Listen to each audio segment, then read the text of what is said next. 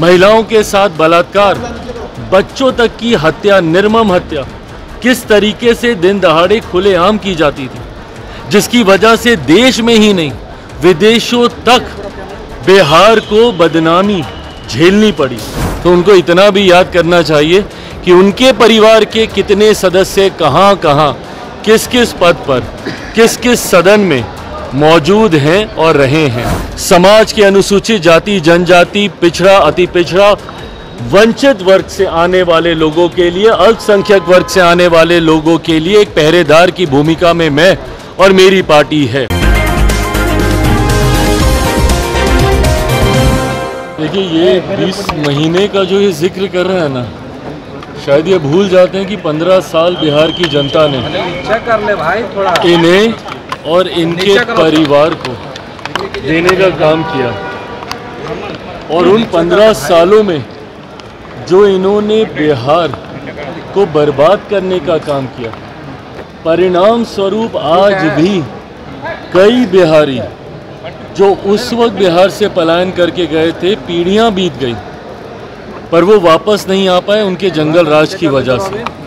तो ऐसे में जब वो 20 महीने का जिक्र करते हैं तो एक बार अपने परिवार के ही नेतृत्व में जो 90 का दशक था उसको याद कर लें, और उसको याद करना ज़रूरी है क्योंकि उस दशक ने जो बिहार के हालात किए थे, आज भी उस खाई को भरते हुए दशकों बीत गए हैं, और उसके जिम्मेदार सिर्फ राष्ट्रीय जनता दल, इनकी पार्टी और इनके परिवार का नेतृत्व ही रहा है, जिसकी वजह से आज भी बिहार बनिस्पत राज्यों के अगर उस ऊंचाई पे नहीं पहुंच पाया, उसका जिम्मेदार वो 90 का दशक रहा है। और ये आज की तारीख में जो यंग वोटर्स हैं, और ख़ास तौर पर जो फर्स्ट टाइम वोटर्स हैं, जिन्होंने शायद वो 90 का दशक नहीं देखा होगा, जो 2005 के बाद पैदा हुए होंगे और 2025 में पहली बार वोट डालने जा रहे होंगे, उनको ये जानना ज़रूरी है कि क्या था वो 90 का दशक और क्यों उसको जंगल राज के नाम से कहा जाता है।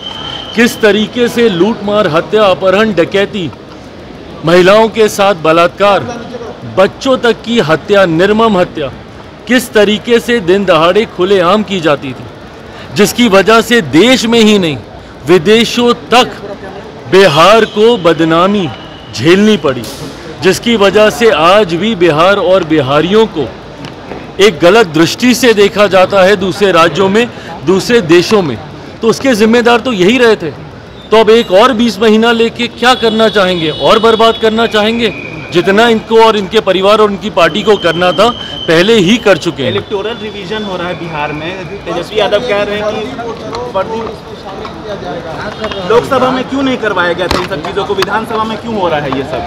रिप्रेजेंटेशन ऑफ पीपल्स एक्ट के तहत 1950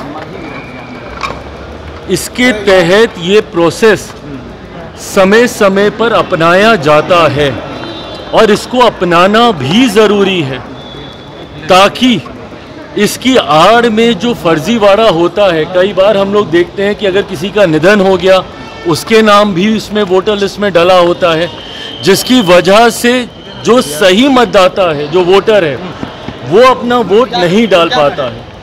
ऐसे में इस प्रक्रिया को और ट्रांसपेरेंट करने की सोच के साथ समय समय पर इस प्रोसेस को अपनाया जाता है, और जिनको इस प्रोसेस से चिंता हो रही है उनको डर पहले से ही है अपनी हार का, और वो लोग पहले से ही बहाना ढूंढने का प्रयास कर रहे हैं कि नवंबर में जब रिजल्ट आएंगे तो इनको कोई ना कोई तो बहाना चाहिए। भाई, ईवीएम का बहाना कितनी बार ये लोग अपनाएंगे? तो अब इनको ये एक और बहाना मिल गया है जिस पे ठीकरा फोड़कर ये अपनी हार की जिम्मेदारी और जवाबदेही से पल्ला झाड़ना चाहेंगे। ट्रांसपेरेंसी नहीं दिखा रही है इलेक्शन कमीशन, कह रहे हैं कि कितने सारे कागजात मांगे जाएंगे, बाढ़ का टाइम है बिहार में, कुछ नहीं मिलेगा तो क्या करेंगे उन लोग? जानकारी लेना भाई, उसके लिए जानकारी लेनी ज़रूरी होगी ना। आपको वो तत्परता दिखानी होगी। जाके पूछिए कौन कौन से फॉर्म्स हैं। 3 तरीके के फॉर्म्स उसमें सामने हैं, और उस 3 तरीके के फॉर्म में ये दिखाया जा रहा है कि भैया 2003 से पहले जो लोग मतदाता सूची में थे उनके लिए वो फॉर्म है, जो उसके बाद जुड़े उनके लिए दूसरे तरीके का फॉर्म है। तो आप जाइए, जाकर आप जानकारी लीजिए, देखिए फॉर्म में क्या है क्या नहीं। पर इतनी मेहनत तो ये लोग करेंगे नहीं, क्योंकि ये पढ़ाई लिखाई का काम है, उससे ये इनकी पार्टी थोड़ी दूर ही रहती है। तेजस्वी यादव कलम बांट रहे करें, बिहार के युवाओं को हम कलम देंगे, सरकार हम लोग कलम देंगे, युवाओं को रोजगार देंगे, बहालियाँ अच्छी बात है, पर अगर यही सोच 90 के दशक में दिखाई होती तो आज इसकी पहल करने की चिंता कम से कम इनको नहीं करनी पड़ती। बंगाल में रेप हुआ है मामला। देखिए, बंगाल में जिस तरीके से एक अराजकता की परिस्थिति उत्पन्न हो रखी है, भयावह स्थिति बनी हुई है वहाँ पर, ये लोग दूसरे राज्यों पर तो उंगली उठाने से पहले 1 मिनट नहीं सोचते, पर अपने गिरेबान में झांककर इनको देखने की ज़रूरत है। आज भी आज़ादी के इतने वर्षों के बाद सबसे ज़्यादा चुनावी हिंसा अगर किसी राज्य में होती है तो वो बंगाल में ही होती है। आज भी वहाँ पे दिन दहाड़े लूटमार, हत्या, अपहरण, डकैती और बलात्कार जैसे अपराधों में अगर कोई लिप्त हैं तो वो सत्ताधारी दल के ही नेता, कार्यकर्ता और जनप्रतिनिधि सामने आते हैं। ऐसे में जिस तरीके से एक अराजक परिस्थिति वहाँ पे बनी हुई है, मैं तो बल्कि केंद्र सरकार से आग्रह करूँगा कि नहीं संभव है भैया वहाँ की सरकार से उस राज्य को संभालना, वहाँ पे राष्ट्रपति शासन लगाना चाहिए और उसके तहत ही हम लोग को चुनाव में जाना चाहिए, ताकि चुनाव शांतिपूर्वक तरीके से पूरे किए जा सके। राज्य बिहार में आयोग बने हैं, उसको लेकर लगातार नेता प्रतिपक्ष तेजस्वी यादव सवाल पूछ रहे हैं, कह रहे हैं कि क्या दामाद आयोग के बाद बहनोई आयोग, मेहरारू आयोग भी बनेगा? उनके ज़माने में जब उनकी सरकार थी, आयोग बन गए होते तो मुझे लगता है उसके माध्यम से कई ऐसे कार्य हैं जिनको आज सुचारू रूप से आगे बढ़ाया जा सकता था, जो बिहार के विकास में एक महत्वपूर्ण योगदान देते। और ये जब दूसरों के ऊपर उंगली उठाते हैं तो उनको इतना भी याद करना चाहिए कि उनके परिवार के कितने सदस्य कहाँ कहाँ, किस किस पद पर, किस किस सदन में मौजूद हैं और रहे हैं। वो तो उस परिवार से आते हैं कि जब अगर उनके पिता को जेल जाना पड़ता है तो उनकी माताजी को मुख्यमंत्री बनाया जाता है। वो किस कानून के तहत हुआ था किसी को नहीं पता। बट बहरहाल मैं ये मानता हूँ कि अंतोगत्वा आपकी काबिलियत ही आपको आगे लेकर जाती है। अगर किसी अध्यक्ष में जिसको आयोग की जिम्मेदारी दी गई है, अगर वो उसके लायक नहीं होंगे, काबिल नहीं होंगे, तो सरकार, उनके ज़माने में जब उनकी सरकार थी, आयोग बन गए होते तो मुझे लगता है उसके माध्यम से कई ऐसे कार्य हैं जिनको आज सुचारू रूप से आगे बढ़ाया जा सकता था, जो बिहार के विकास में एक महत्वपूर्ण योगदान देते। और ये जब दूसरों के ऊपर उंगली उठाते हैं तो उनको इतना भी याद करना चाहिए कि उनके परिवार के कितने सदस्य कहाँ कहाँ, किस किस पद पर, किस किस सदन में मौजूद हैं और रहे हैं। वो तो उस परिवार से आते हैं कि जब अगर उनके पिता को जेल जाना पड़ता है तो उनकी माताजी को मुख्यमंत्री बनाया जाता है। वो किस कानून के तहत हुआ था किसी को नहीं पता। बट बहरहाल मैं ये मानता हूँ कि अंतोगत्वा आपकी काबिलियत ही आपको आगे लेकर जाती है।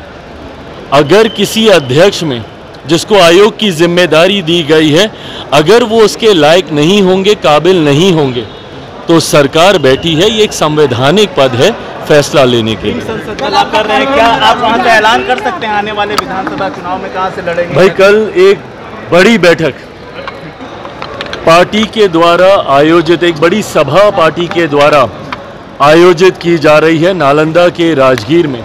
जैसा मैंने कहा कि हम लोग अलग अलग संभाग के कुछ जिलों को एकत्रित कर हम लोग ऐसी बड़ी सभा का आयोजन कर रहे हैं। कल बहुजन भीम संवाद है।